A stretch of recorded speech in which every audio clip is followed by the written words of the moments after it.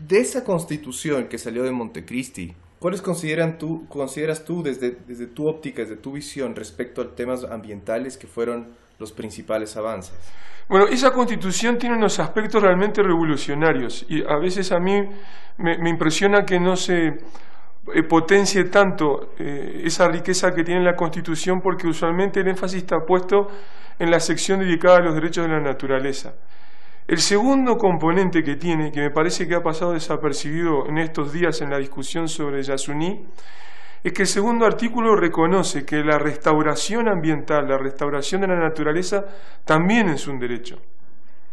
Entonces el régimen constitucional es un derecho doble. Por un lado, la naturaleza es sujeto de derechos, y por el otro lado, restaurarla, recuperarla, volverla al estado inicial silvestre, también es un derecho. Y este segundo aspecto me parece que ha quedado en el olvido. Un tercer aspecto es que la aproximación que se hace de qué es naturaleza, qué es entonces naturaleza, es también novedoso porque establece una sintonía entre la visión, digamos, occidental, naturaleza, ecosistema, ambiente, y dice que también es una visión propia de los movimientos o de las cosmovisiones indígenas, e introduce la idea de Pachamama. Y dice precisamente el artículo constitucional que está enfocado en preservar la vida, en los ciclos de vida, la regeneración de la vida en ellos. Y el tercer componente destacado es que los derechos de la naturaleza están articulados, están balanceados con los derechos humanos a un ambiente sano, a la calidad de vida y demás. Por lo tanto, el abordaje ambiental son derechos que van por dos niveles, por dos vías paralelas con igual jerarquía: derechos de la naturaleza y derechos a un ambiente sano para las personas, para los humanos. Eso iba a preguntarte. No existe, porque ahora quieren hacernos ver como que hay un conflicto entre los derechos de la naturaleza y los derechos humanos, y que primero deben superponerse entonces los derechos de las personas, en este caso los derechos de las personas a no vivir en la miseria y que por eso hay que explotar los recursos naturales. ¿Existe realmente ese dilema? No, ese dilema no existe. Realmente la relación es inversa. Nosotros vamos a poder disfrutar de una buena calidad de vida si mantenemos la base ecológica de funcionamiento de la naturaleza.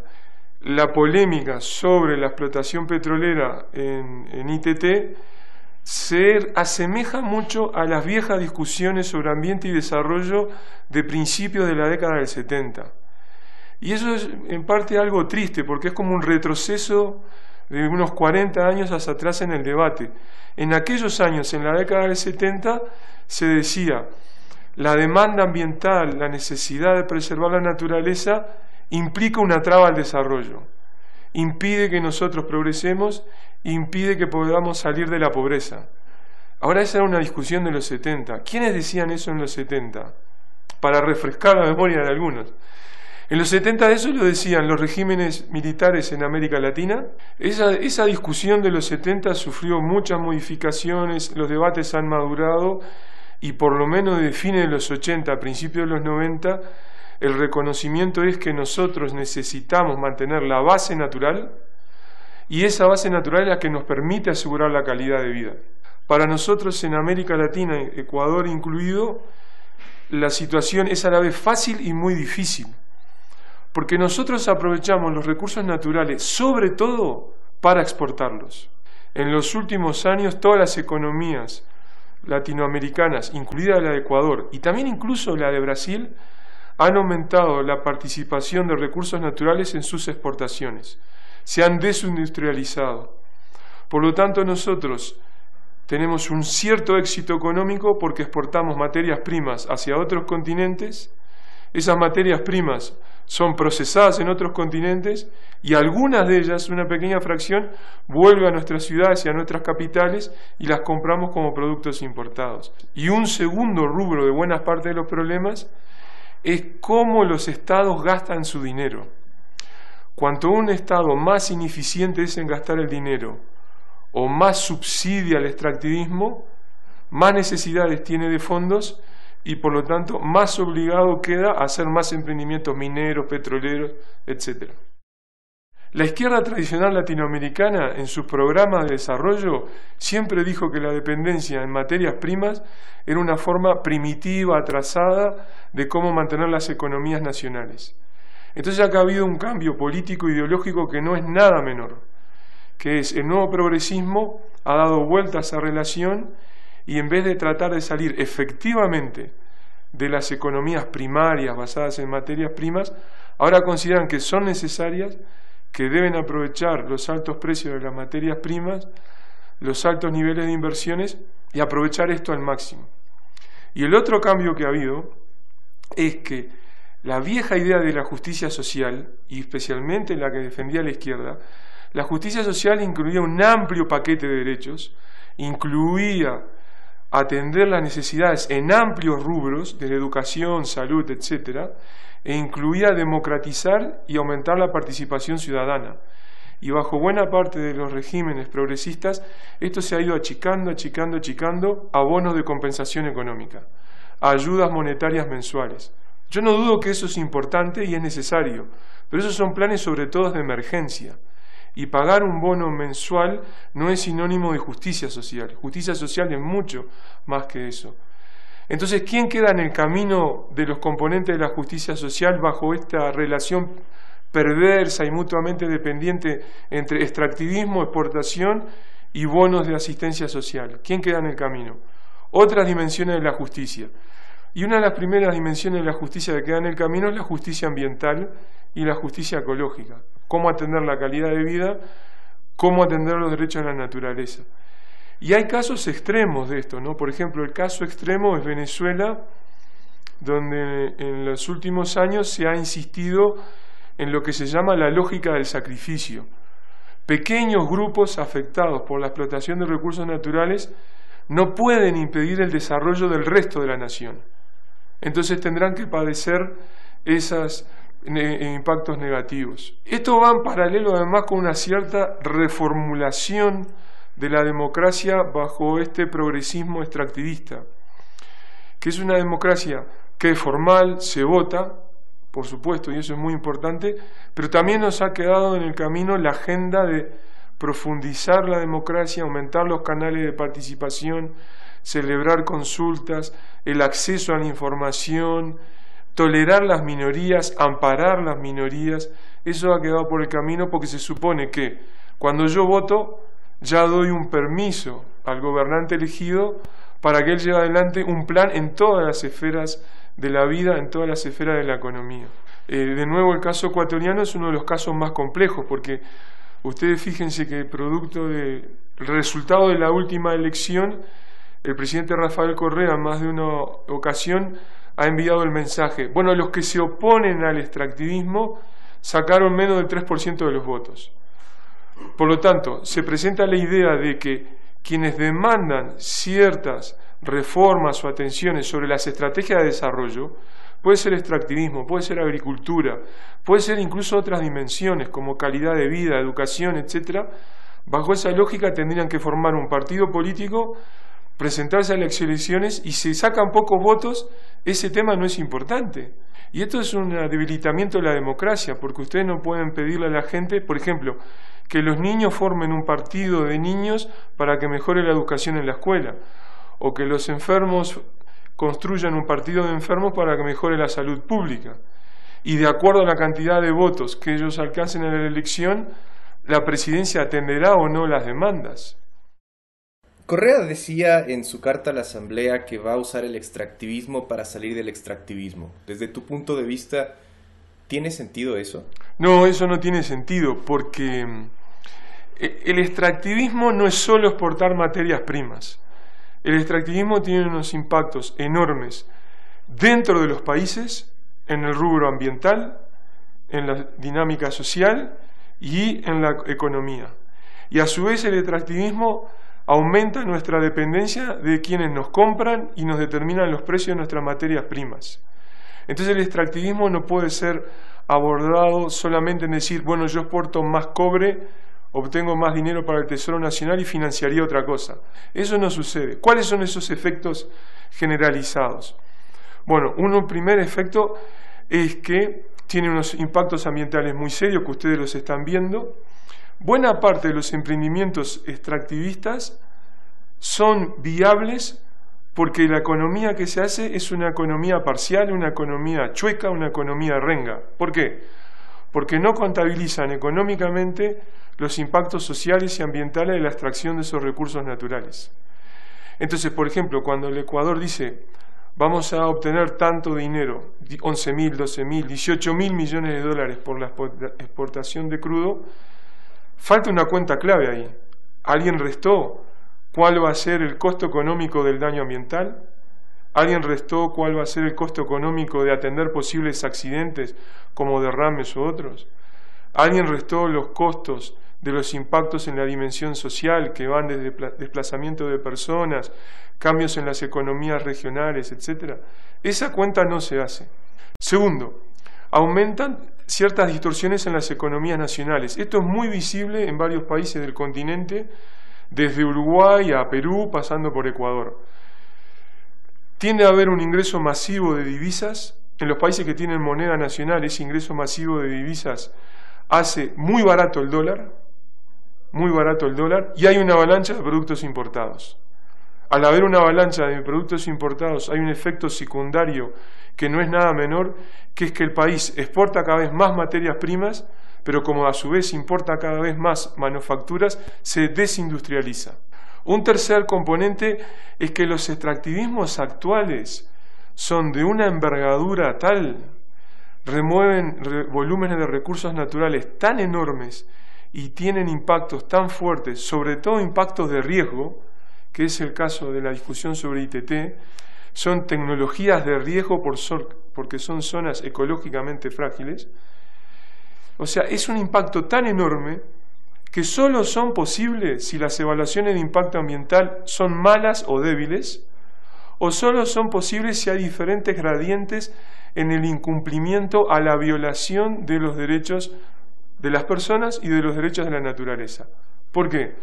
Porque si se hicieran las evaluaciones de impacto ambiental en serio, la gran mayoría de estos grandes proyectos extractivistas de esta última generación no serían aprobados. Por lo tanto, quienes dicen yo puedo explotar petróleo en la plataforma continental o en la Amazonía sin riesgo, es un optimismo tecnológico exagerado. Basta ver el caso del accidente en el Golfo de México de British Petroleum para ver qué pasa si un día hay un accidente, ¿no? Eduardo, ¿qué hace una economía como la ecuatoriana entonces?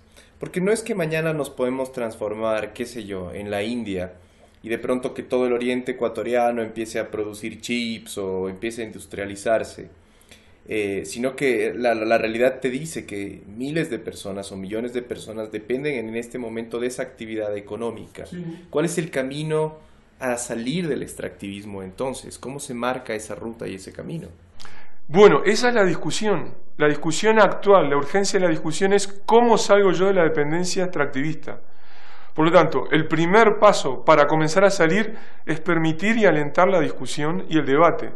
No reaccionar a quienes plantean el debate y la discusión, algo así como o traidores al desarrollo nacional o expresiones regresivas de una derecha anticuada de tipo neoliberal. Al contrario, esa es la discusión actual de frontera, es la discusión actual además que deben encarar nuestros países, porque el día de que alguno de estos recursos se agote o sus precios en los mercados internacionales bajen, nosotros nos vamos a quedar sin nada. Yo no estoy en contra de la minería, no estoy en contra de la agricultura, al contrario, tenemos que usar racionalmente y sensiblemente los recursos naturales. Entonces, un tercer punto es, ¿bajo qué criterios yo voy a utilizar mis recursos naturales, sobre todo para mí? No para financiar y mantener la economía de China y con ello en los niveles de consumo de los países industrializados. Una de las cosas más paradojales del extractivismo progresista es que el Estado termina siendo un gran financiador de sus emprendimientos mineros, petroleros o de monocultivos. ¿Cómo es un financiador? Porque o le da exoneraciones tributarias o subsidios, o le da carreteras, o le da energía eléctrica barata, o asume los costos ambientales en las fases de abandono, en las fases de postproducción. ¿Por qué no utilizar todo ese dinero con el que yo subsidio de forma oculta, a veces lateral al extractivismo? ¿Por qué no utilizar ese dinero en reconvertir seriamente ahora la economía hacia el post-extractivismo? Hemos revisado los casos de extractivismo en todos los países sudamericanos y nos hemos enfocado especialmente en qué pasa con los derechos y qué pasa con los pueblos indígenas.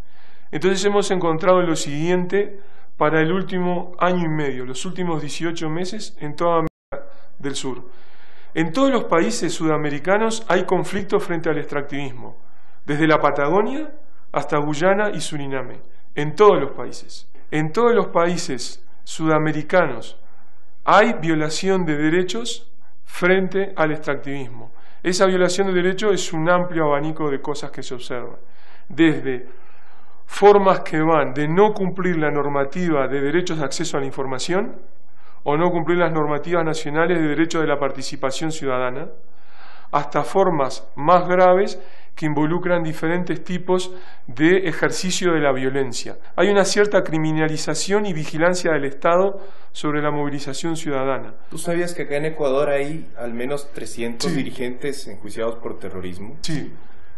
A eso también te refieres, ¿verdad? Claro, yo por eso quiero decirles que esto es una tendencia continental y es una situación que está en buena parte debida a esta avalancha sobre esta nueva frontera de recursos. Y estos recursos solo pueden ser explotados si esas violaciones de los derechos se llevan a cabo. La violación de los derechos pasa a ser condición necesaria para llevar adelante este tipo de extractivismo. Porque si el marco de derechos no se cumpliera en serio, no serían aprobados estos proyectos. En los últimos 18 meses, que en todos los países sudamericanos hay casos de violación de derechos de pueblos indígenas vinculados al extractivismo. En todos los países sudamericanos, excepto Uruguay, que es el único país que no tiene pueblos indígenas. Entonces, frente a esta situación, hemos pensado, hay que ponerla en evidencia, porque es uno de los eventos más dramáticos del último año, año y medio, en el continente, y para eso está la palabra extracción, con H en el medio, similar a la diferencia entre aprender y aprehender. Y extracción viene del latín, que es arrancar con violencia. Es cuando yo arranco con violencia un recurso natural. Lo arranco con violencia sin cumplir los derechos de las personas y los derechos de la naturaleza. El extractivismo tiene fuertes implicancias políticas en cómo es la vida política dentro de los países. Y ahí de nuevo se ata la importancia creciente que están tomando los discursos que dicen yo necesito el extractivismo para atacar la pobreza y mantener los sistemas de bonos de pago mensuales en dinero. ¿Por qué? Bueno, hay amplia evidencia que eso tiene un efecto social muy importante porque rescata a familias de la pobreza, pero también genera adhesión electoral.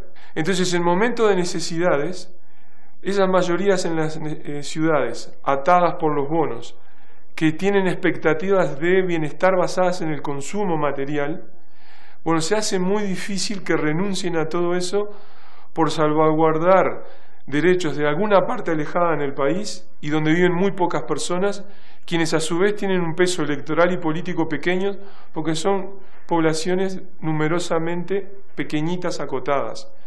Entonces es una democracia que se recuesta sobre el consumo, se recuesta sobre las ciudades y olvida a otras regiones del país, olvida a minorías dentro de su propio país y olvida a minorías alejadas geográficamente. El debate del extractivismo, cuando se nos dice, bueno, ¿cuál es su alternativa? Parte de esa respuesta debe incluir los siguientes componentes. Primero, que usted sea extractivista desde el punto de vista del Estado, demuestra que ustedes son un poco haraganes. Porque han tenido todos estos años para pensar alternativas. Ustedes tienen las unidades, las secretarías de planificación, etc. No son los movimientos sociales que tienen que hacer los escenarios, hacer las evaluaciones de casos, las trayectorias. O sea, han sido haraganes estos años que no aprovecharon bien el boom de las materias primas para estudiar alternativas. Segundo aspecto, ese extractivismo es una alternativa que nosotros no queremos.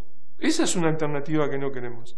Porque sabemos que genera problemas sociales, problemas ambientales y dudosos beneficios económicos. Y tercero, tenemos que comenzar a discutir cómo se utiliza el gasto público.